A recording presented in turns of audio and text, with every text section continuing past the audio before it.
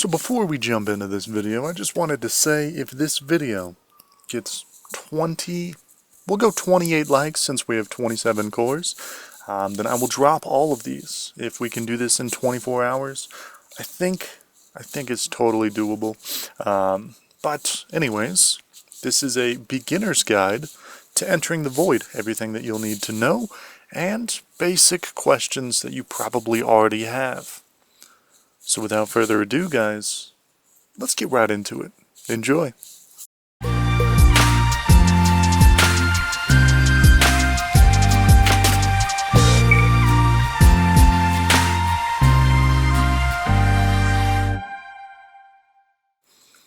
Welcome back, everyone. My name is 2.0, and if you guys are new here, welcome, and consider checking out the channel.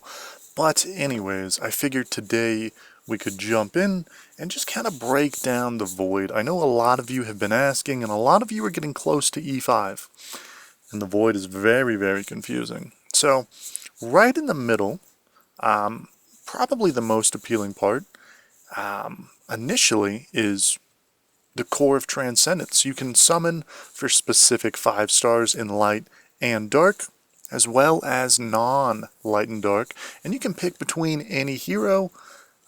Obviously the left side is non-light and dark, but it is randomly selected for you. It's a 5-star, and then you get extra purple stellar shards to work towards a void imprinted hero. And that's probably, you know, part of the main appeal of the void. But also there's a lot else in here. Sealand, this only boosts in the void content, but you can do extra damage against specific faction heroes whenever you push Sealand, which makes it relevant to push more than 1 to 20. That way you can get extra damage, and, you know, if you complete them all, then you get bonus damage on Transcendence heroes, which, again, it's the only way to do it. So it is the hardest thing to achieve. Tower of Oblivion gets you extra health, which again is only in the void, but it can definitely help push things you know, just to reach new heights in the void. Aspen Dungeon, this one allows it to be everywhere, which is interesting, but you can get an extra 20 levels just everywhere, which is very, very nice. And if you complete Broken Spaces one time while the void is open, you get extra resources as a whole. And then finally in campaign, it's kind of the same. You get extra gold and spirit from campaign just by completing more campaign. You know, so it's interesting.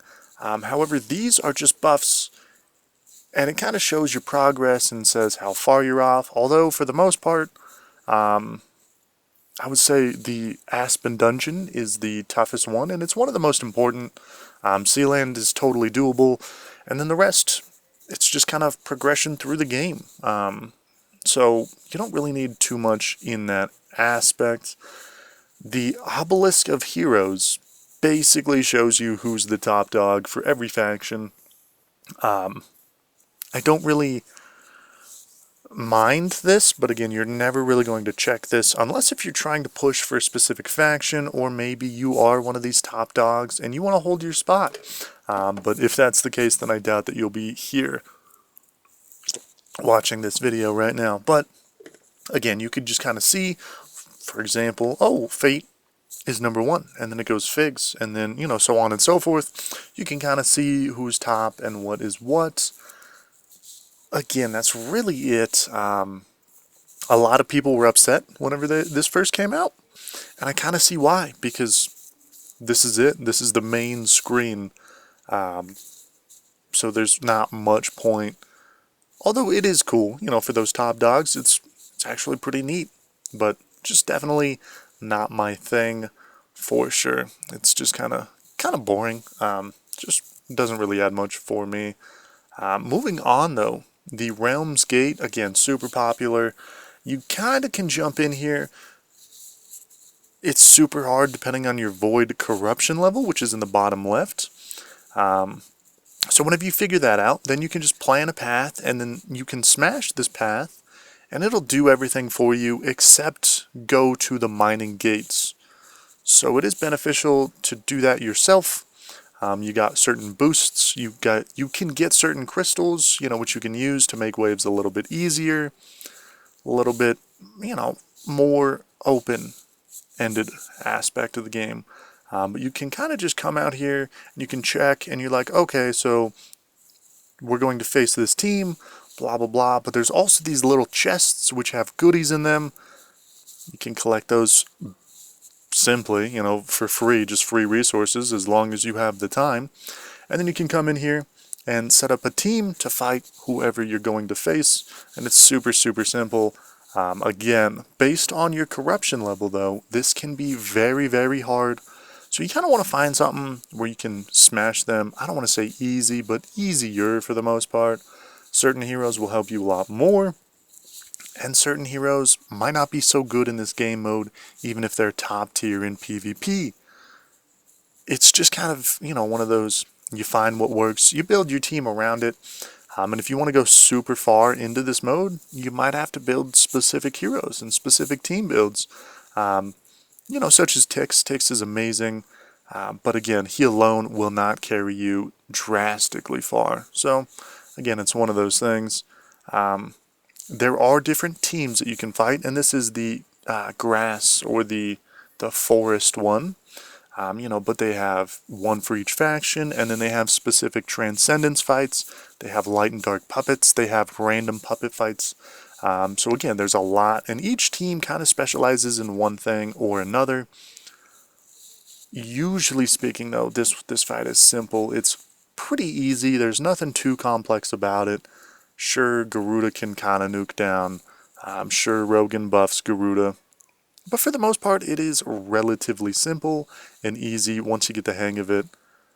They are very, very tanky, though. I mean, Rogan's health, barely even moving. But there we go. We got him down. And yeah, I mean, basically, that is the PVE, PVP aspect of this. There's still a lot to come, though, for sure. But you get rewards nonetheless. And, for a long while, this is the best way to get rewards. Although, again, they're slowly opening more and more, which is nice. I guess moving on, the Evolution Cube is where you can finally get a Transcendence hero. But as you can see, I don't even have the Stellar Shards for it. So you'd come in here, you'd put any queen in, and then you need 5 million of those shards. Yet I don't have Shia, so you definitely do need that hero. And boom. That's your Transcendence hero. But again, you can always come in here and pick them if you don't have them. Although, again, it's really, really one of those things where, like, Asmo's not in here, so you can't always rely on it. But again, you can get very, very few little shards from doing this.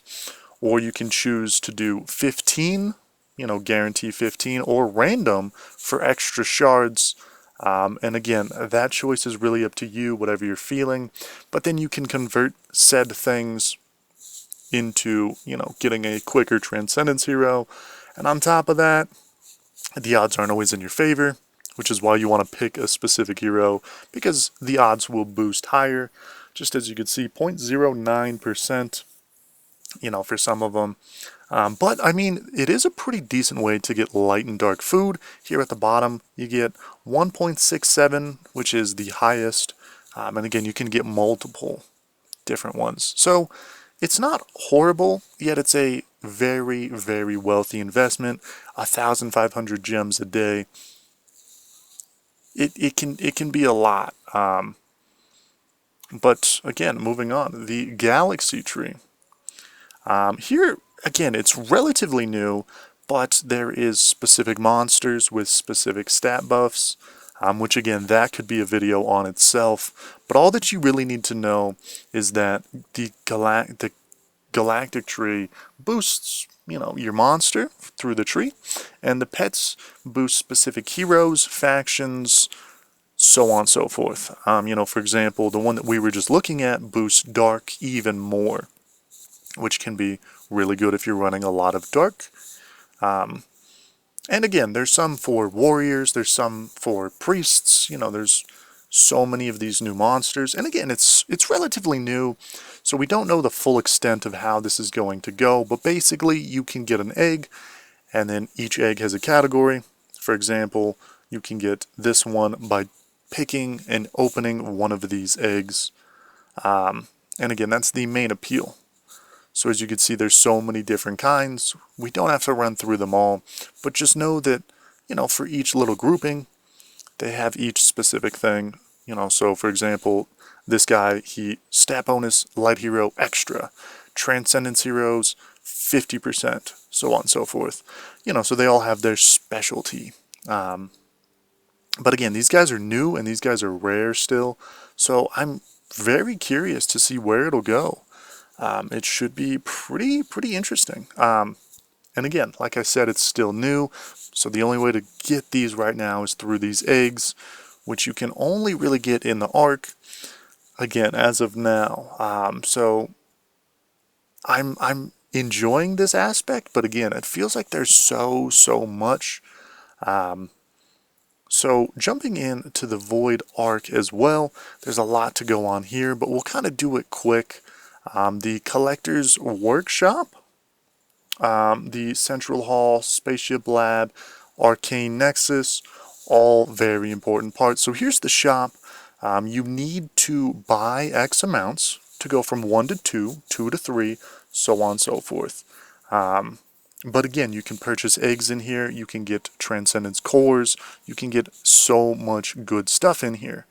So for the time being, I don't know what's best to buy, and as you can see, I'm kind of holding off. Yet, again, I would say the egg is probably really important, but also you can buy Stellar Shards as well as the purple goo. So, or not the purple goo, the purple shards. Same difference. So again, it's kind of based on whatever you need, yet I feel like the egg is going to be important, and then I'll decide with my leftovers. The top left one, the workshop, is mostly speed of production. The middle one is stats, with the left one being PvP, the right one being PvE. So again, one of those where it's like, focus on the side that you need. Again, because the PvP fights I've seen are a lot harder than the PvE, at least for now, but we'll see whenever we get further on. And then finally, the Nexus allows you to place more heroes and a faster production time, I believe. Which, you're like, place heroes for what? Place heroes where? And then that's whenever the navigation compass comes in. This is where you can place heroes. You can place up to 15. The map is massive, right? And again, it's a little bit confusing, but you see this green dot right here, or this blue dot? We haven't explored that. So we come in here, and then we can throw any number of hero, depending on their void imprints, their enables, or not their enables, but their void imprint level, or their enable level, you know, from 1 to 2. They get different rewards, technically. So again, it is important to kind of focus on and put your best heroes. As you can see, this is a different stat increase from Ada. Throw them in specific factions, which I probably should have swapped that. But again, you know, it's like, ooh, the egg, we will throw Sherlock in here. And this Sherlock gets a different percent bonus than this one, simply due to the void enables. So again, that's something to note as well. And again, you can fight heroes. You can see there's a few people that we can fight in here, which we might as well. We'll jump in. I don't really... We'll fight Great Egypt. Perfect. There we go. So anyways, you can load in here, and then you can get free rewards, basically, for doing this. And I haven't seen that it costs anything to fight these people. So it's simply, if you can beat them, then you can get free rewards, which is always nice. And that about covers everything. The new stuff, the stuff that you should focus on. The Void Vortex is kind of another thing that I would love to jump in and kind of make a separate video. So, expect that in the future. And we'll break down a little bit more in-depth guide. But again, the Vortex as a beginner, not really something you need to focus on. It is super challenging. So again, if you came here and you're looking for that, just know that it'll be here in the future. It is a little intense and it's very good on resources. So I just want to make sure that I can get that really, really good whenever it comes down to it. But again, this is just kind of a quick overview. So I think that about wraps up almost everything. And again, if you guys are enjoying, let me know down below because it really, really just makes my day. And again, if we hit 28 likes, which should be pretty casual, we'll drop like 35 to 40 of these. I don't mind spending a little bit, have a little bit of fun with it. But in the meantime, just share the video around. Make sure that we hit that goal. And it should be pretty awesome. But anyways, guys, I do want to say thank you. Thanks for staying here if you guys made it this far. I appreciate it. And I hope to see you guys here on the channel more. And as always, guys, I hope you have a successful day.